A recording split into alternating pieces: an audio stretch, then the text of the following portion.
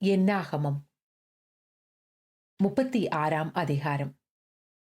யோசேப்பின் குமாரனுடைய வம்சத்தாரில் மனாசேயின் குமாரனாகிய மாகீருக்கு பிறந்த கீலேயாத்தின் வம்ச பிதாக்களான தலைவர் சேர்ந்து மோசேக்கும் இஸ்ரவேல் புத்திரருடைய பிதாக்களின் தலைவராகிய பிரபுக்களுக்கும் முன்பாக வந்து அவர்களை நோக்கி, சீட்டு போட்டு தேசத்தை இஸ்ரவேல் புத்திரருக்கு சுதந்திரமாக கொடுக்கும்படி எங்கள் ஆண்டவனுக்கு கர்த்தர் கட்டளையிட்டாரே.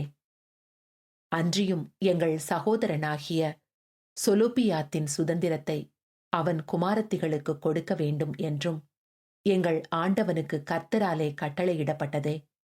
இப்படி இருக்க இவர்கள் இஸ்ரவேல் புத்திரருடைய வேறொரு கோத்திரத்தின் புத்திரருக்கு மனைவிகளானால் அந்த குமாரத்திகளுடைய சுதந்திரம் எங்கள் பிதாக்களுடைய சுதந்திரத்திலிருந்து நீங்கி அவர்கள் உட்படுகிற கோத்திரத்தின் சுதந்திரத்தோடே சேர்ந்து போகும்.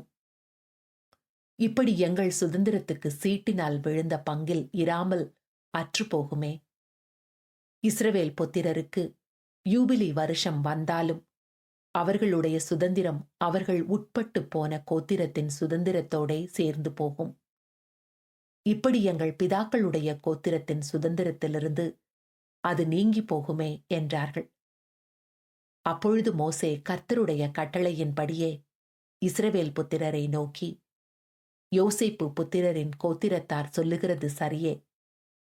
கர்த்தர் செலோப்பியாத்தின் குமாரத்திகளை குறித்த காரியத்தில் கட்டளையிடுகிறதாவது, அவர்கள் தங்களுக்கு இஷ்டமானவர்களை விவாகம் செய்யலாம். ஆனாலும் தங்கள் பிதாவின் கோத்திர வம்சத்தாரில் மாத்திரம் அவர்கள் விவாகம் செய்ய வேண்டும். இப்படியே இஸ்ரவேல் புத்திரரின் சுதந்திரம் ஒரு கோத்திரத்தை விட்டு வேறு கோத்திரத்துக்கு போகாதிருக்கும். இஸ்ரவேல் புத்திரர் அவரவர் தங்கள் தங்கள் பிதாக்களுடைய கோத்திரத்தின் சுதந்திரத்திலே நிலை கொண்டிருக்க வேண்டும். இஸ்ரவேல் புத்திரர் அவரவர் தங்கள் தங்கள் பிதாக்களின் சுதந்திரத்தை அனுபவிக்கும்படி இஸ்ரவேல் புத்திரருடைய ஒரு கோத்திரத்திலே சுதந்திரம் அடைந்திருக்கிற எந்த குமாரத்தையும் தன் பிதாவின் கோத்திர வம்சத்தாரில் ஒருவனுக்கு மனைவியாக வேண்டும்.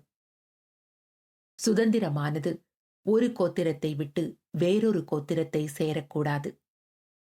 இஸ்ரவேல் புத்திரருடைய ஒவ்வொரு கோத்திரமும் தன் தன் சுதந்திரத்திலே நிலை கொண்டிருக்க வேண்டுமென்று கட்டளையிட்டிருக்கிறார் என்றான்.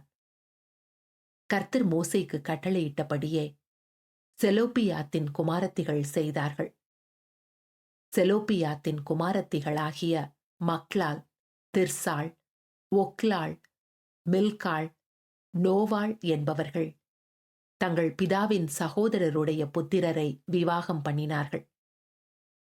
அவர்கள் யோசேப்பின் குமாரனாகிய மனாசே புத்திரரின் வம்சத்தாரை விவாகம் பண்ணினபடியால் அவர்களுடைய சுதந்திரம் அவர்கள் பிதாவின் வம்சமான கோத்திரத்தோடே இருந்தது. எரிகோவின் அருகே யோர்தானுக்கு இப்புறத்தில் உள்ள மோவாபின் சமனான வெளிகளில் கர்த்தர் மோசேயை கொண்டு இஸ்ரவேல் புத்திரருக்கு விதித்த கட்டளைகளும் நியாயங்களும் இவைகளே.